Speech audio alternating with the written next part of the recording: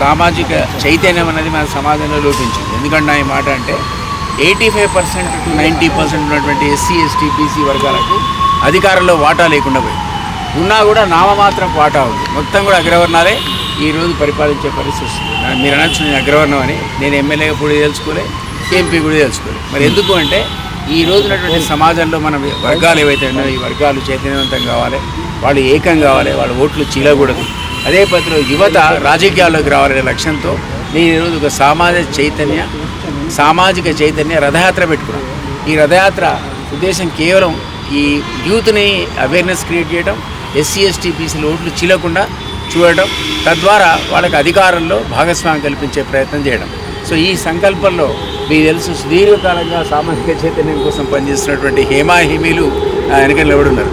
వీళ్ళందరి తోడ్పాటు సహకారం ఆశిస్తులు కూడా నా వెంట ఉన్నాయి. నేను ఈ జాతరలో చాలామంది సహకారాన్ని అర్థిస్తున్నా.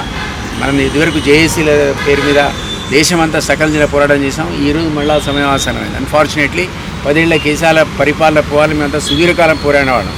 ఆ తర్వాత రిలాక్స్ చేద్దామంటే ఇది 10 నెలల్లో కొలాప్స్ అయిపోయి అప్పుడు ఒక్క కుటుంబం ఐదుగురు అంటే ఇప్పుడు ఊరికి 5 తయారైంది. ఈ దోపిడీ అనేది మనం ఊహించింది కాదు. కాబట్టి ఇది ఎప్పుడు అడ్డుకోగలుగుతాం?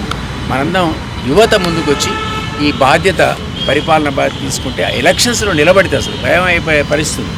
ఎమ్మెల్యే కావాలంటే 200 కోట్లు, కార్పొరేట్ కావాలంటే 5 కోట్లు.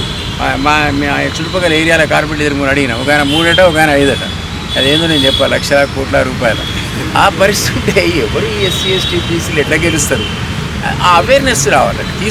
ఏమైనా మాట అనకూడదు కానీ బట్ నీ వర్గం వాడిని ఎస్సీ ఎస్టీ బీసీ అయితేనే గెలిపారు. అప్పుడు వాడు ఒక చైతన్యంతో పరిపాలిస్తారు. మనం నిజంగా కూడా అనుకున్న తెలంగాణ వస్తుంది ఒక సంకల్పం.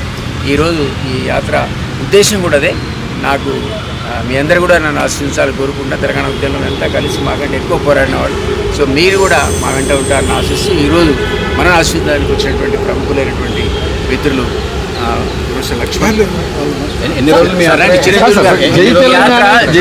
జోగులాంబ నుంచి ఆదిలాబాద్, ఇప్పుడు గన్పార్క్ నుంచి స్టార్ట్ అయినటువంటి యాత్ర నేను ఇప్పుడు జోగులాంబ దగ్గర నైట్ హాల్ట్ చేస్తా.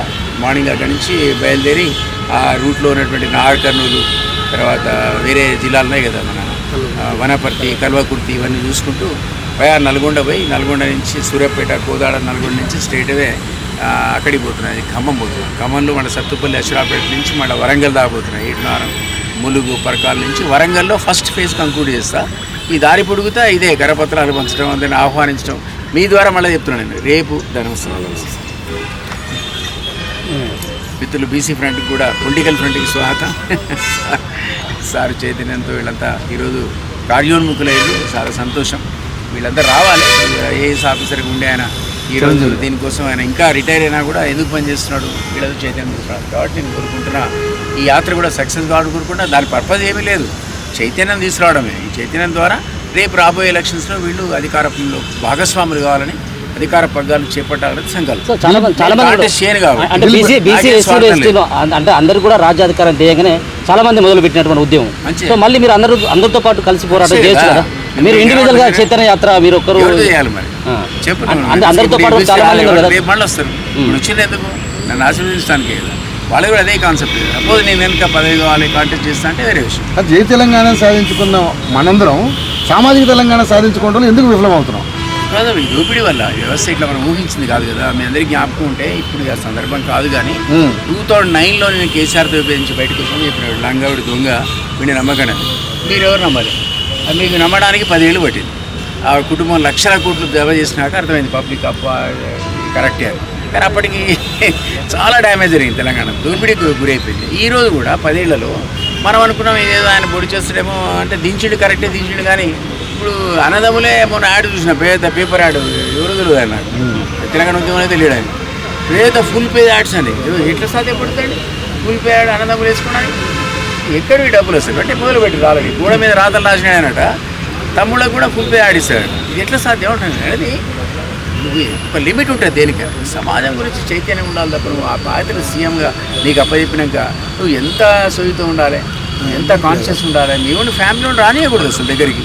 అట్లా పరిపాలించాలి. ఈ మా సైడు మరి ఈయన కూడా మరి ఏం చేస్తున్నాడో అడ్వైజర్ కూడా నాకు తెలియదు కానీ చిరంజీవి గారు చెప్పాలి ఎవరు అడ్వైజర్. సరే మీరు ఒక బ్రాహ్మణ అయితే కాదు, మనమైతే కామనుకుంటాం.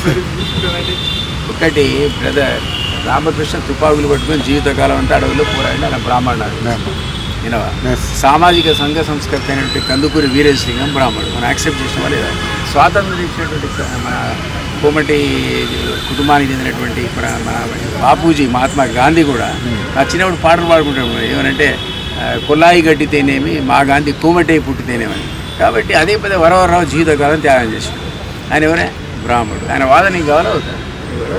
హరగోపాల్ సార్ జీవితం అంతా త్యాగం చేశాడు.